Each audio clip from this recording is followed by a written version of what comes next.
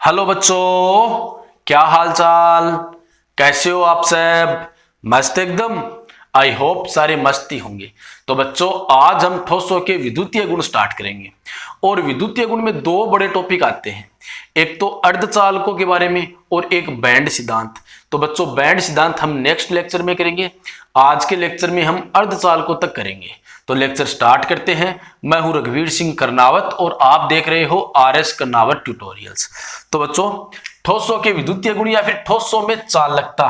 तो देखो, चालकता का मतलब है कि ठोस में विद्युत धारा के प्रवाह की कितनी क्षमता है, यानी कि विद्युत धारा के प्रवाह की क्षमता को ही उस पदार्थ की हम चालकता कहते हैं। ठीक है बच्चों। अब देखो, चालकता के आधार पर ठोस तीन प्रकार के होते हैं। एक तो देखो चालक या फिर सुचालक भी बोल सकते हो, कि चालकता के आधार पर ठोस तीन पदार्थ के होते हैं, चालक या फिर सुचालक। ठीक है। दूसरा होता है कुचालक और तीसरा होता है अर्धचालक।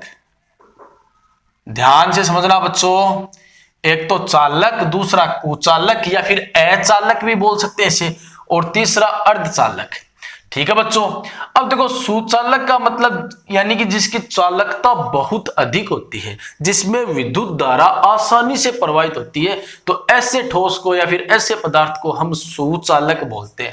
तो बच्चों, इसकी चालकता का मान होता है 10⁴ टू 10⁷ सीमेंस मीटर इनवर्स। अब देखो, ये चालकता की इकाई है। देखो चलो ये बता देता हूं कि इकाई कैसे निकालते हैं।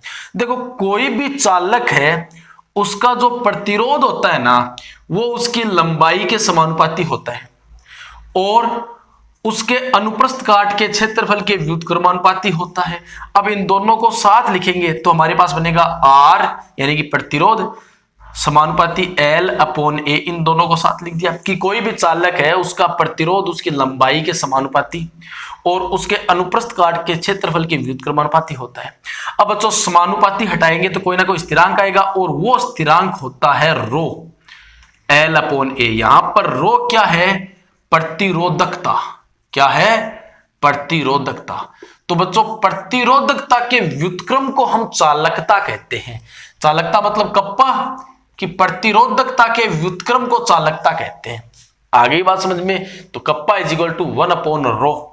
ठीक है बच्चों। अब देखो, अगर हम रो निकालेंगे तो सिंपल सी बात है ये इधर, तो रो = 1/कप्पा। अब रो की वैल्यू यहां से रख दो, तो R = 1/KL/A। हमें तो चालकता की इकाई निकालनी है, तो K = क्या हो जाएगा? मतलब कप्पा। तो ये R नीचे आ जाएगा ना, 1/RL/A। अब बच्चों देखो, R यानी कि प्रतिरोध, और प्रतिरोध की इकाई होती है ओम। लेंथ की हम मीटर मान रहे हैं, तो एरिया की क्या होगी? Metre square. तो 1 मीटर से 1 मीटर कैंसिल आउट हो जाएगा, तो कप्पा = ओम ऊपर आकर के ओम इनवर्स या फिर महो या फिर सीमेंस। ठीक है ना। तो सीमेंस को आप महो भी बोल सकते हो या फिर ओम इनवर्स भी बोल सकते हो, और मीटर ऊपर आकर के मीटर इनवर्स। तो ये चालकता की इकाई होती है बच्चों। आगे बात समझ में? अब देखो, सुचालक वो होता है जिसकी चालकता बहुत अधिक होती है, यानी कि उसमें विद्युत धारा का प्रवाह आसानी से होता है। ठीक है ना बच्चों। और इसके एग्जाम्पल जितनी भी धातुएं है ना, कॉपर, जिंक, है ना, जो भी मतलब जितनी भी धातुएं, वो कोई भी लिख सकते हो, धातुएं सारी की सारी सुचालक होती है। आगे बात समझ में? अब बच्चों, कुचालक वो होता है जिसमें विद्युत धारा का प्रवाह नहीं होता है। ठीक है, यानी कि जिसकी चालकता का मान बहुत कम होता है, लगभग 0 ही होती है, उसे हम कुचालक बोलते हैं। ठीक है बच्चों। तो कुचालक की चालकता का मान होता है 10⁻22 10⁻10 सीमेंस मीटर इनवर्स। तो देखो, ये बहुत कम है ना, तो लगभग तो 0 ही है। ठीक है, तो उसे हम कुचालक बोलेंगे। तो कुचालक में देखो, प्लास्टिक, है ना, प्लास्टिक, रबर, है ना, कांच वगैरह एटसेट्रा। ठीक है, तो ये कुचालक होते हैं। अब बच्चों देखो, अर्धचालक। तो अर्धचालक मतलब जिनकी चालकता का मान कुचालक और सुचालक के बीच में होता है, उसे हम अर्धचालक बोलते हैं। कि जिनकी चालकता का मान अर्धचालक, हमारा टॉपिक आज का अर्धचालक ही रहेगा। तो बच्चों ध्यान से समझना कि अर्धचालक वो होता है जिसकी चालकता कुचालक और सुचालक के बीच में होती है। कहने का मतलब इसकी चालकता का मान होता है 10⁻⁻6 to 10⁴ ओम इनवर्स और मीटर इनवर्स या फिर सीमेंस मीटर इनवर्स। और एग्जांपल्स, जो चतुर्संयोजी तत्व है ना वो अर्धचालक होते हैं। चतुर्संयोजी तत्व है यानी कि जिनकी संयोजकता 4 होती है। तो 4 का मतलब कार्बन वाला ग्रुप ना, ये वाला ग्रुप, कहे शिवजी सुनो पार्वती, है ना, कार्बन, सिलिकॉन, जर्मेनियम, टिन और लेड। तो ये तो इनकी संयोजकता 4 होती है और इनमें से भी सबसे मोस्ट अर्धचालक कौन से हैं? सिलिकॉन और जर्मेनियम। तो ये अर्धचालक है। आ गई बात समझे बच्चों? तो इनकी चालकता का जो बैंड सिद्धांत है वो तो हम नेक्स्ट लेक्चर में पढ़ेंगे। आज अर्धचालकों के बारे में पढ़ लेते हैं। तो इंट्रोडक्शन समझ में आ गया होगा आपके, तो फटाफट ये इंट्रोडक्शन लिख लो, उसके बाद हम अर्धचालक स्टार्ट करते हैं। तो बच्चों देखो, अब सेमीकंडक्टर अर्धचालक स्टार्ट करते हैं। तो देखो, अर्धचालक अर्धचालक तो बच्चों अर्धचालक होते हैं 2 प्रकार के। एक तो देखो होता है, ध्यान से समझना बच्चों, एक तो होता है आंतरिक, या फिर इसको हम बोल सकते हैं शुद्ध, या फिर हम बोल सकते हैं इसको नेज अर्धचालक। ठीक है ना। और दूसरा होता है बाह्य अशुद्ध, या फिर इसका नाम है डोपिंग अर्धचालक। ठीक है ना। तो देखो, आंतरिक शुद्ध या फिर नेज अर्धचालक और बाह्य अशुद्ध या फिर डोपिंग अर्धचालक, तो इनको ध्यान से समझना। तो देखो, ये तो एकदम से शुद्ध अर्धचालक होते हैं। तो चलो सिलिकॉन का एग्जांपल ले लेते हैं। तो देखो, सिलिकॉन अपना अर्धचालक है क्योंकि ये चतुर्संयोजी है, इसकी संयोजकता 4 है। तो इसका क्रिस्टल कैसा होगा वो बना लेते हैं। तो एक सिलिकॉन 4 अन्य सिलिकॉन के साथ जुड़ा रहता है अपने क्रिस्टल में। ध्यान से समझना बच्चों, ठीक है ना। तो ये अपना सिलिकॉन है। ठीक है बच्चों। तो यह 4 अन्य सिलिकॉन के साथ जुड़ा हुआ है। अब इसमें एक भी मुक्त इलेक्ट्रॉन नहीं है, यानी कि अगर हम यहां पर देखें ना तो इसकी चालकता कितनी है? चालकता कितनी है? 0 है। क्योंकि देखो, चालकता किसके कारण होगी? इलेक्ट्रॉनों के कारण। कि मुक्त इलेक्ट्रॉन होगा वो चलेगा तो करंट चलेगी, मतलब चालकता होगी। अगर मुक्त इलेक्ट्रॉन ही नहीं है तो चालकता 0। अब ऐसा बच्चों कब होता है? ऐसा होता है परम शून्य ताप पर। परम शून्य ताप, परम शून्य ताप का मतलब 0 केल्विन। परम शून्य ताप का मतलब 0 केल्विन। 0 केल्विन को आप सेल्सियस में चेंज करो तो -273.15 डिग्री सेल्सियस। अब बच्चों इतना तापमान रह सकता है क्या?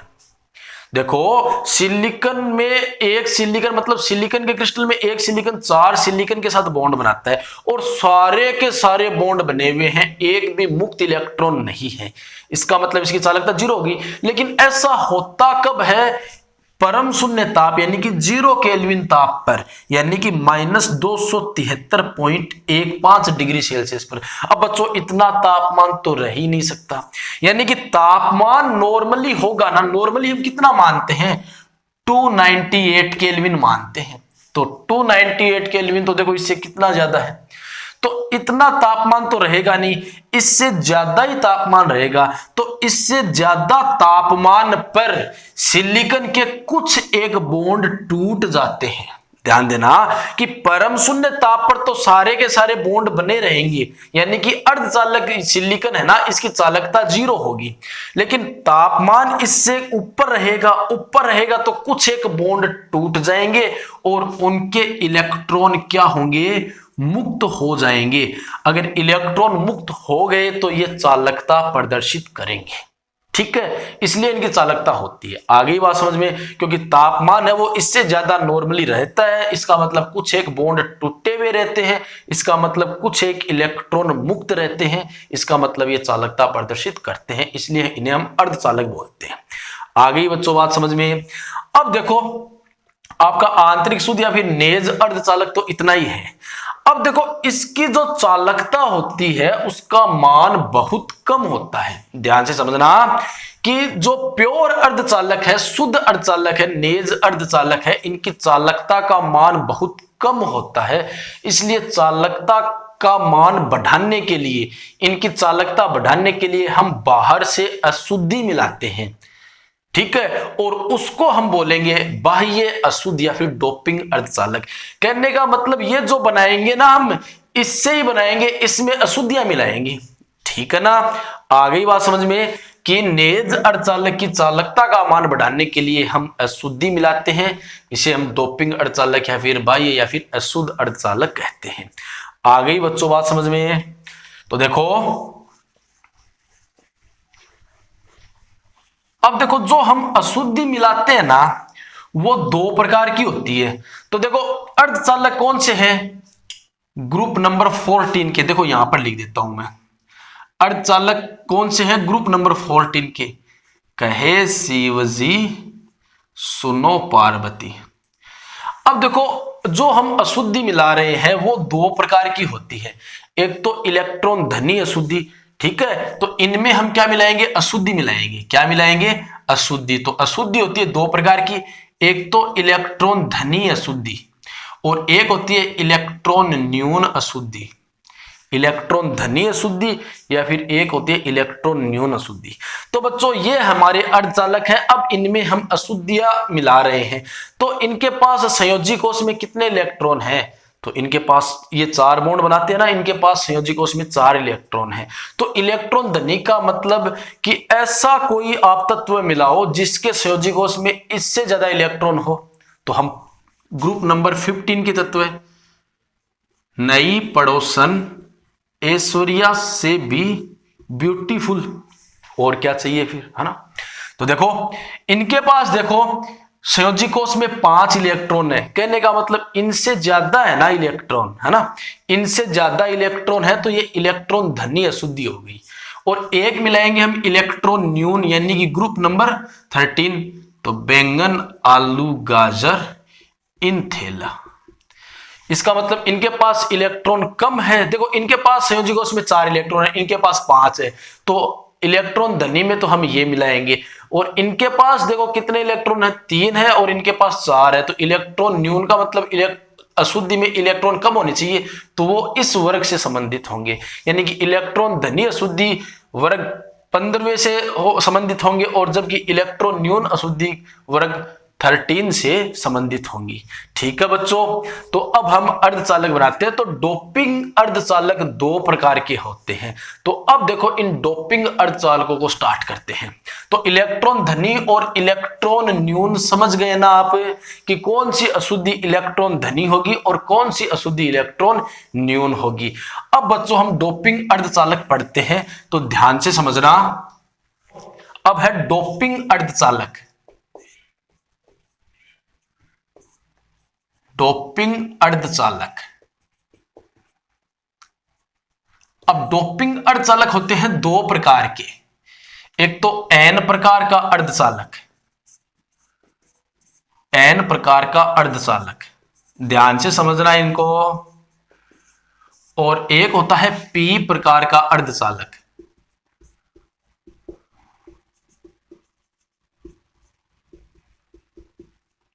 ठीक है ना।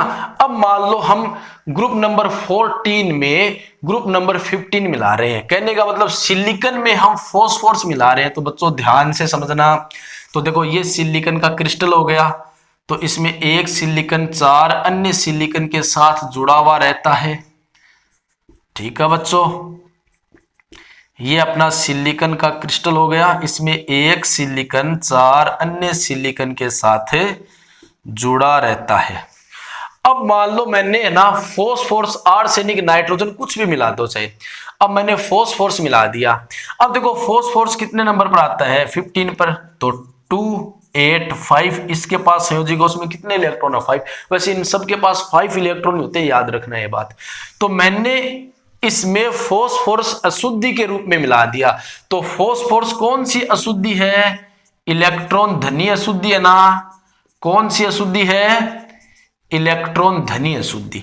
तो फोस्फोरस मिला दूंगा ना मैं इसमें, तो इसमें क्या होगा, कुछ एक फोस्फोरस सिलिकॉन को तो अलग कर देंगे और उसकी जगह खुद बैठ जाएंगी, कि कुछ एक फोस्फोरस सिलिकॉन को तो अलग कर देंगे और उनकी जगह खुद बैठ जाएंगे। अब बच्चों फोस्फोरस के पास संयोजी कोष में कितने इलेक्ट्रॉन होते हैं? 5 होते हैं। 4 इलेक्ट्रॉनों ने तो बॉन्ड बना लिया, अब एक इलेक्ट्रॉन और रह गया ना, वो इलेक्ट्रॉन मुक्त रहेगा। कहने का मतलब वो इलेक्ट्रॉन इस अर्धचालक की चालकता को बढ़ाएगा। तो बच्चों आ गई बात समझ में। अब देखते हैं कि ये कौन सा अर्धचालक बना है। तो बच्चों जो इस अर्धचालक की चालकता है वो किसके कारण बढ़ी? इलेक्ट्रॉन के कारण। इलेक्ट्रॉन पर कैसा चार्ज होता है? नेगेटिव चार्ज होता है। कैसा होता है? नेगेटिव। और नेगेटिव में फर्स्ट वर्ड क्या आता है? एन। तो बच्चों ये जो अर्धचालक बना है वो एन प्रकार का अर्धचालक है। आ गई बात समझ में। ये अर्धचालक बना है, ये कौन सा अर्धचालक है? एन प्रकार का अर्धचालक है। ठीक है, चलो भाई। अब बच्चों देखो हम पढ़ते हैं पी प्रकार का अर्धचालक। तो पी प्रकार के अर्धचालक में क्या होगा? हम कौन सी अशुद्धि मिलाएंगे? इलेक्ट्रॉन न्यून अशुद्धि मिलाएंगे। कौन सी अशुद्धि? इलेक्ट्रॉन न्यून अशुद्धि। तो देखो इसमें क्या होता है बच्चों, ध्यान से समझना। तो ये हमारा अर्धचालक हो गया, तो सिलिकॉन ही मान लेते हैं। तो सिलिकॉन के क्रिस्टल में एक सिलिकॉन 4 अन्य सिलिकॉन के साथ जुड़ा हुआ होता है। इसको बच्चों ध्यान से समझना, ये थोड़ा अलग प्रकार का है, तो ध्यान से समझना। एक सिलिकॉन 4 अन्य सिलिकॉन के साथ जुड़ा हुआ होता है। ठीक है, अब मान लो मैंने एल्यूमिनियम मिला दिया इसके अंदर, तो क्या होगा? कुछ एक सिलिकॉन को बाहर निकाल के एल्यूमिनियम बैठ जाएगा उसकी जगह। कुछ एक सिलिकॉन को बाहर निकाल के कौन बैठ जाएगा? एल्यूमिनियम बैठ जाएगा बच्चों। ठीक है, अब एल्यूमिनियम के पास संयोजी कोष में कितने इलेक्ट्रॉन है? 3 इलेक्ट्रॉन है। तो एल्यूमिनियम कितने बॉन्ड बनाएगा? 3 ही बॉन्ड बनाएगा ना। तो एल्यूमिनियम 4 बॉन्ड नहीं बनाएगा। यहां पर एल्यूमिनियम कितने बॉन्ड बनाएगा? देखो 1 2 3, चौथा बॉन्ड नहीं बनेगा, क्योंकि एल्यूमिनियम सिलिकॉन के पास तो इलेक्ट्रॉन है, सिलिकॉन के पास तो इलेक्ट्रॉन है, लेकिन एल्यूमिनियम के पास नहीं है। तो उस इलेक्ट्रॉन की जगह होल बन जाएगा। अब इलेक्ट्रॉन यानी कि माइनस की जगह खाली है ना, होल बना है, तो माइनस की जगह खाली है, इसका मतलब यह होल क्या होगा? पॉजिटिव होल, यानी कि धनात्मक छिद्र।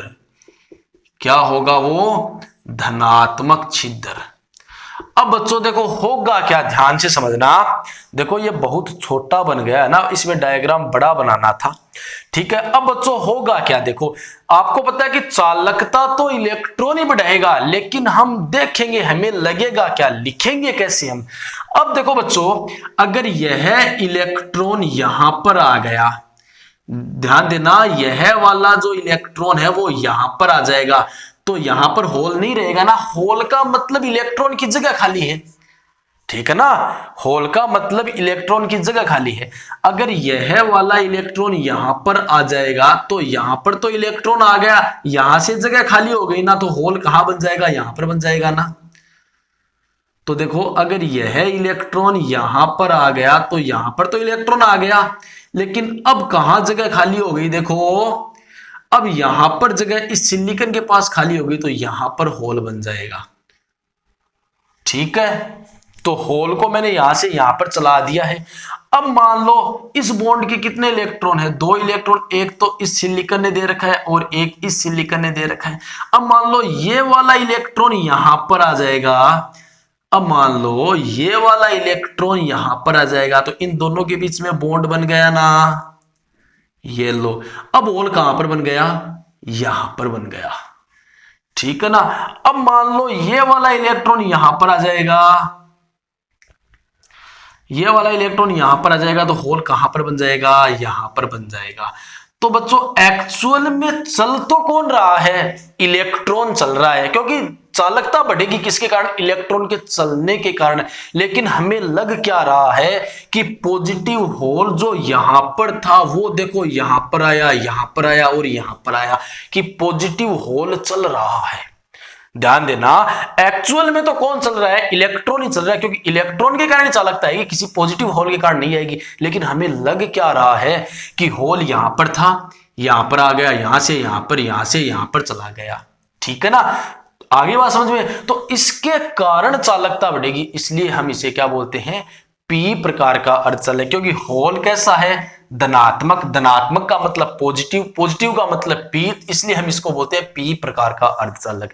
तो बच्चों ये आप समझ गए ना कि होल चल रहा है, लेकिन चला कैसे, यहां का इलेक्ट्रॉन यहां पर आया तो यहां पर होल बना, यहां का इलेक्ट्रॉन यहां पर आया तो यहां पर होल बना, यहां का इलेक्ट्रॉन यहां पर आया तो यहां पर होल बना, यहां पर होल बना। समझ गए ना, तो इलेक्ट्रॉन की खाली जगह में होल बन रहे हैं। एक्चुअल में चल रहा है इलेक्ट्रॉन, लेकिन हमें ऐसा लग रहा है कि कौन चल रहा है, होल चल रहा है। तो इस होल के कारण जो चालकता बढ़ी है, बढ़ेगी किसके कारण, एक्चुअल में इलेक्ट्रॉन के कारण। लेकिन हम मानेंगे कि इस होल के कारण, होल कैसा है, छिद्र कैसा है, धनात्मक, धनात्मक का मतलब पॉजिटिव, पॉजिटिव का फर्स्ट वर्ड क्या होता है, पी, तो ये पी प्रकार का अर्धचालक हो गया। तो बच्चों समझ गए आप। तो बच्चों अगर लेक्चर समझ में आया है तो वीडियो को लाइक, कमेंट और अपने फ्रेंड्स के साथ शेयर कीजिए, और चैनल पर नए आए हो तो चैनल को सब्सक्राइब करके बेल आइकन को प्रेस कर लीजिए, ताकि वीडियोज के लगातार नोटिफिकेशन आपको मिल सके।